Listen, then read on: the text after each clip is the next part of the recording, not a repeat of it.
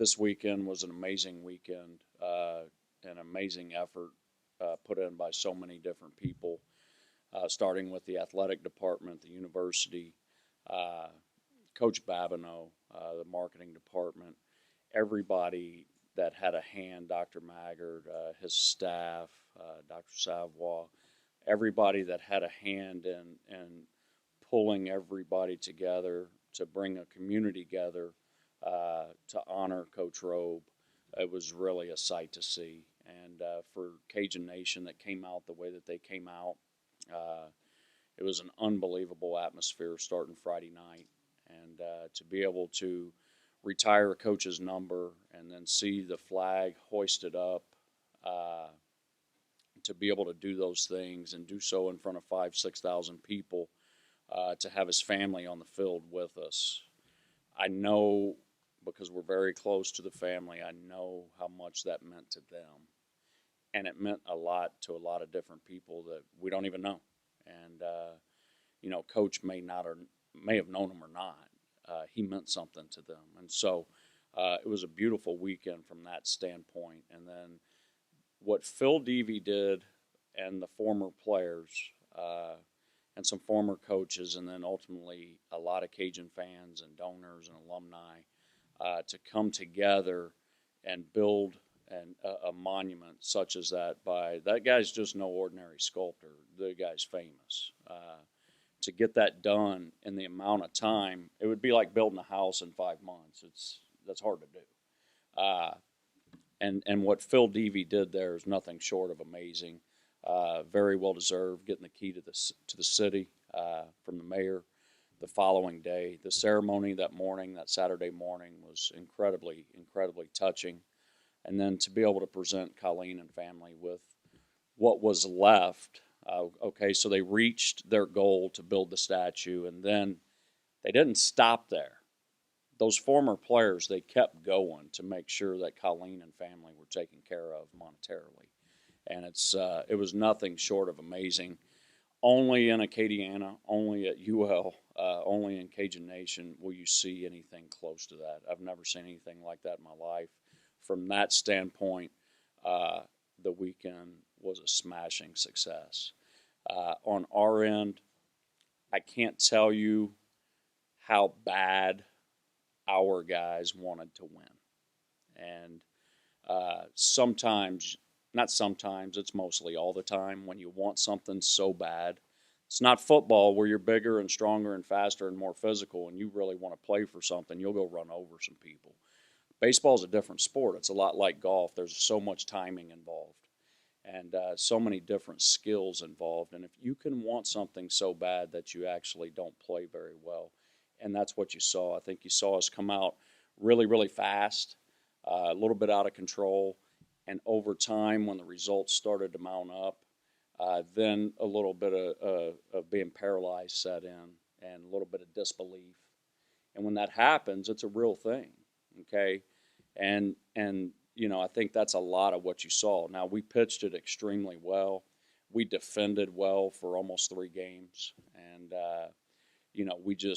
we did not get it done offensively. Now, I will tell you this, anytime, this is who I am, anytime my name is on something, all right, it falls right here.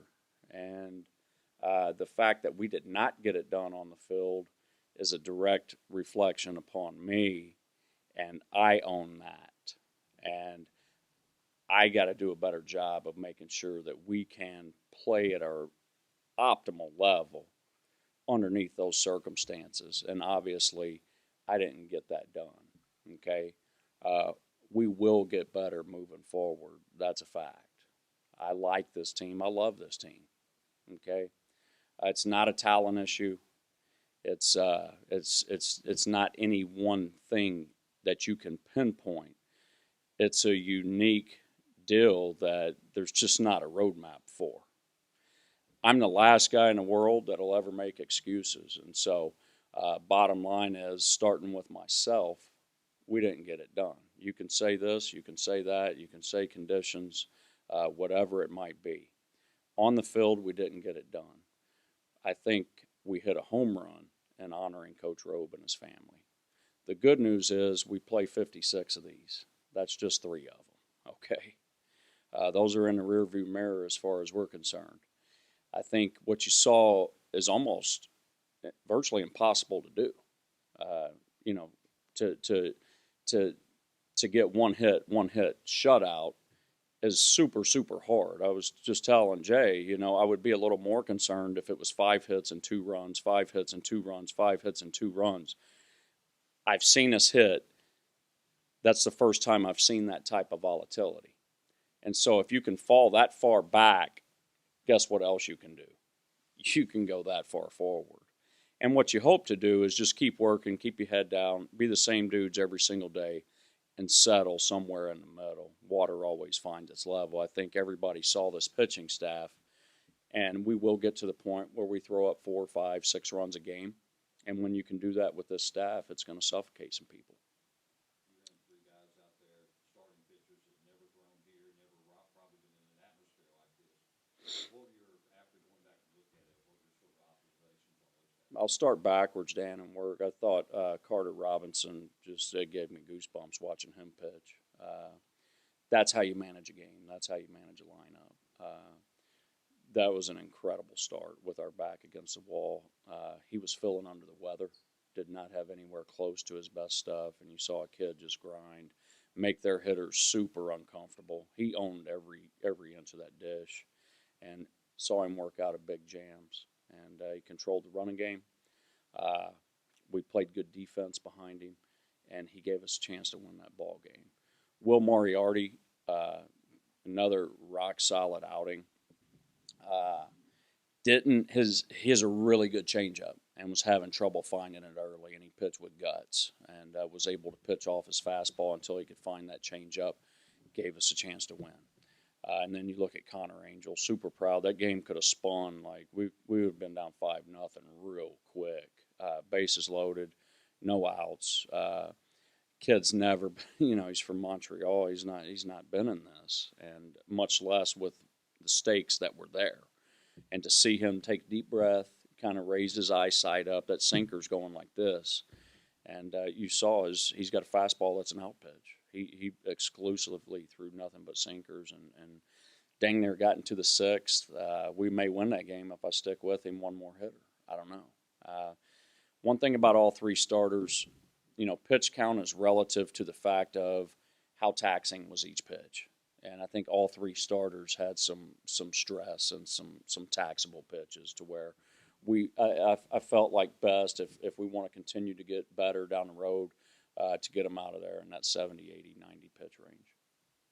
I know you always have high expectations, but do you worry at all that maybe psychologically a lot of the 2014 talk and the Omaha talk from the get-go might have been too much for them to handle? Tim, that's a good question. And look, I'm a big believer in verbalizing and seeing. Okay, if you're going to do something that hasn't been done, you've got to be able to do stuff that's never been done and talk about stuff that hasn't been talked about. And you've got to be able to bring it to life and then go out and execute it. Okay, I get that point. But 3 games does not a season make. And everything that we want to do is in front of us. Does it look like a long shot right now? To the layman's eye, most certainly. But it's not a talent thing, okay? It's take a deep breath, relax. And, I look at the movie Top Gun. What happened in Top Gun? You got a world-class pilot, right? He's in Top Gun school. Best friend goes. He loses him. What happens to Maverick? See, movies mimic real life, correct? The guy goes through a period where he's out of control, then he's so paralyzed he can't even land a plane. Okay, it's not until he let goes, okay, and finally gets back to who he is, do you see his true abilities come out. And I think, this weekend was a great bridge for all of us to cross, and the fact of we gave everything we had to honor Coach, and we still do on and off the field. But now it's time to get down to the business of let's play baseball and let's play good Cajun baseball. And just take a deep breath and relax a little bit. Valid point. Are you worried see in their eyes after yesterday's game? I mean, are you worried about the confidence of the hitters? Or Well, is that something we'll take? confidence, there's only one way to solve that, Kevin, and that's through hard work, right? And then you must be able to experience a little bit of success, correct? Confidence is so funny in baseball. Baseball can be such a mind screw in the fact of going good, going good, going good, go bad, and it's like, oh my gosh, what happened? And you start searching. And really and truly, the only way to come out of that is to be the same dude every single day. Work, work, work. Trust your approach, okay? And build off of little things. How did I get down the line? How was my bat speed? Uh, and so confidence, most certainly, the most successful people in the world, when hit, are going to lack some confidence. You got to go back and you've got to work to get that confidence back. And like I said in the opening, for as far south as that was, with confidence, you can go further north. Do you think in a way, going on the road tomorrow may be good for the team just to have that time to bond and get away from it and maybe just be able to relax and galvanize together? I hope not, because I want to be really, really good at home, and I want to be really, really good on the road. I think more than anything, being able to play tomorrow is good for the team. I don't, we could go out here in the parking lot and get a game going. We need to play, and to Kevin's point, you get that confidence by piecing stuff together. And next thing you know, you get one to fall in. Let's look in the first inning yesterday. Hayden Cantrell leads off the game first pitch, finds a barrel, hits it on the screws right at somebody. Next batter, what happens? It's Fitzgerald. The guy's scuffling. And by the way, you've got to be really good to punch out 4 times in a game. You just do.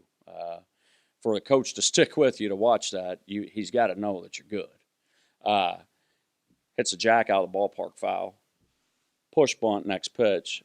Kid almost picks it up. Okay? And so, there's a lot of little things. We got in a run and hit situation yesterday with Hagedorn at first base, 3-1 count, tally at the dish, hooks a double down the line. We're going to score first. Goes that far, foul. Frank has a chance to win the game on Saturday, hooks a double with 2 strikes, goes that far, foul. Had a couple other home runs, just miss going out of the ballpark. Tremaine Spears had one, oppo yesterday, just goes foul. So a lot of it is breaks and timing, okay?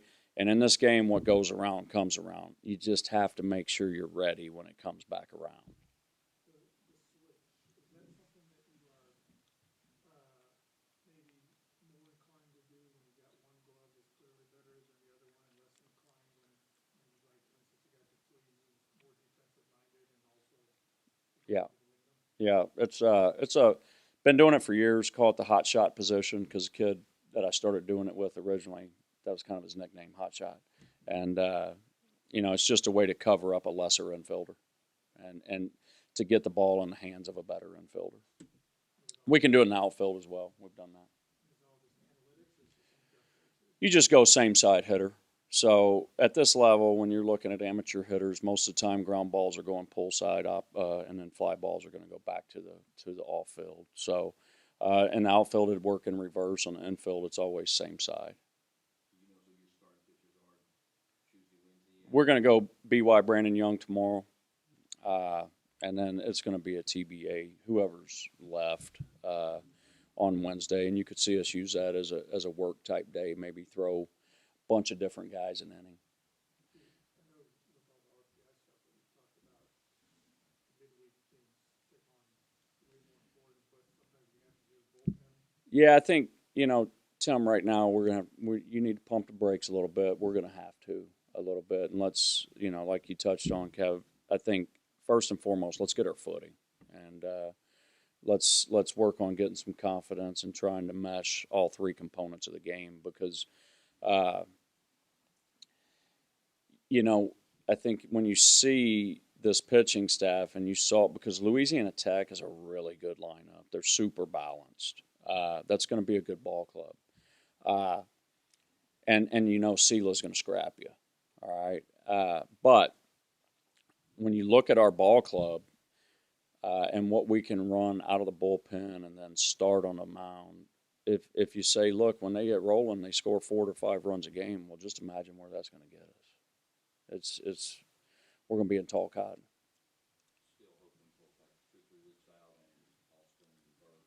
Exciting. They're going to throw live here in a minute, and I think we're close on that. So that's some positive news.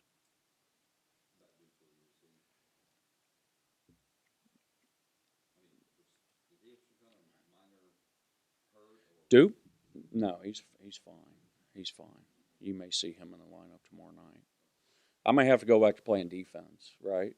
For years, I've been a guy that'll sacrifice some defense to try to get some offense. But I think right now, you saw in the 7th inning how magnified defense can become. Brennan, I've seen him make that play in BP 100 times. It's going to be a highlight reel play. He's leaving his feet, and then Cantrell makes that play 99 out of 100 times, and then Tally, we just we forget where we're at for a second. All he's got to do is flip that ball to Schultze. We've got Hagedorn, who's got a chance to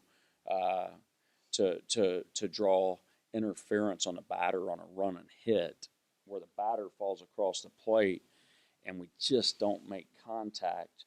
That's how magnified defense can become when you're not hitting. And have we just make a couple of those plays, we might still be playing.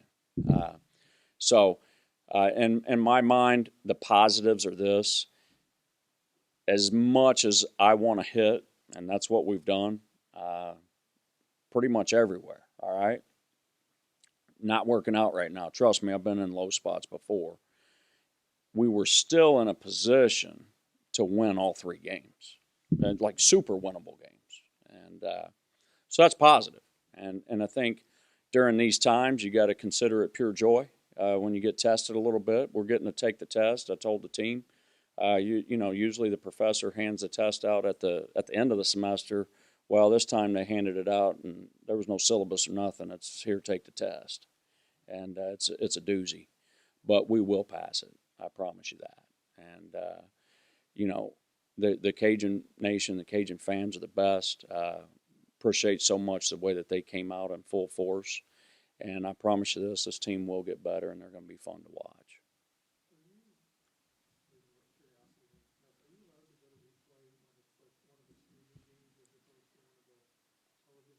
I wish, that's as far as equity goes, it's a big preach with the NCAA is equity. And we're in a situation where we don't have replay, okay? Every Power 5 school, guess what they have? Replay. Seasons can turn on an instant replay. And I understand the kid's out, on Tally's play. I get that. But that guy's in a pretty good position. He's going to make the call that he sees, and there's not going to be any change in that unless there's replay. And, from a coach's perspective, okay, he's out. They saved him. There's nothing I'm going to be able to do about that except coach it better, and the fact of, hey, Tally, slow down a little bit and flip it to Schultz. We got it for sure out.